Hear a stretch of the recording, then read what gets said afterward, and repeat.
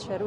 Sir చెప్పండి, తను లేని లోటు ఎవరు తీర్చలేనటువంటిది, వాళ్ళ కుటుంబానికి ఏ విధంగా భరోసా?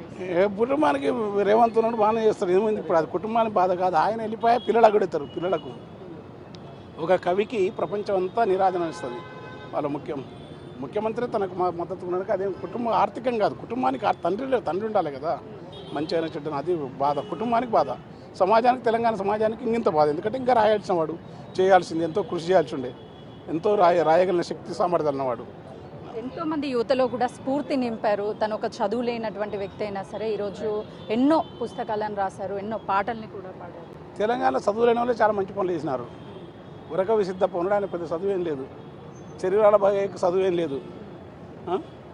తర్వాత దున్న ఇద్దాస్కి అసలు చదువు లేదు. సూపర్. దున్న ఇద్దాస్ చదువు లేదు. చిన్నదాస్ ఆమదోద్రికి లేదు, అల్లాజ్కి లేదు, మన్నెంకొండ రేఖమచల్ల వెంకటదాసులు, వేపూరు హనుమదాసుకు లేదు.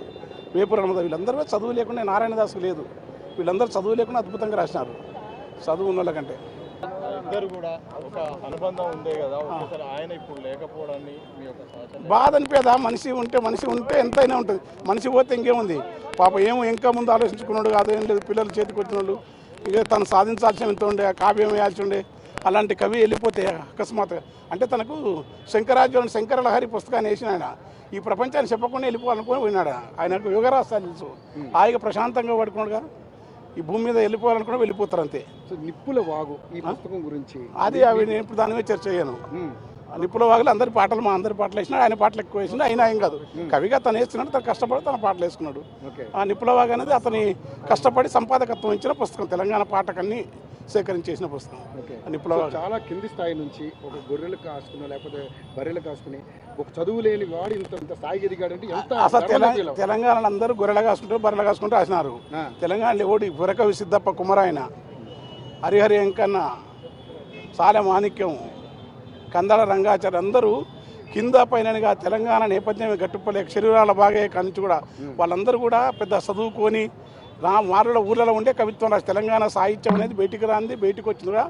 సుఖ సత్యయ్య గారు అలవోక మాలేకనే ఆయన జానపద విపది. ఆయన ఎక్కడ గొర్రెలు కాసిన, ఆయన కూడా గొర్రెలు గాయడం, బర్రెలు గాయడం, పనిచేయడం, ప్రకృతే పాఠశాల తెలంగాణ. 9 పదములు, 8 పదములు, 50 పదములని పాలకురుకు సోమనాథుడు చెప్పినాడు బసవపురాణం.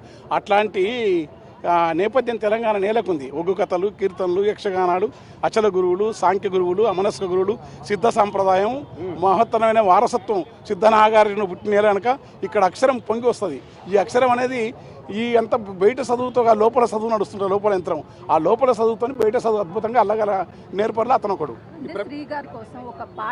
ఇప్పుడు వాడింది మా అమ్మ తల్లి, ఇప్పుడు వాడింది మళ్ళీ ఆయన రాసిన పాట ఒక్కటి, ఆయన రాసిన పాట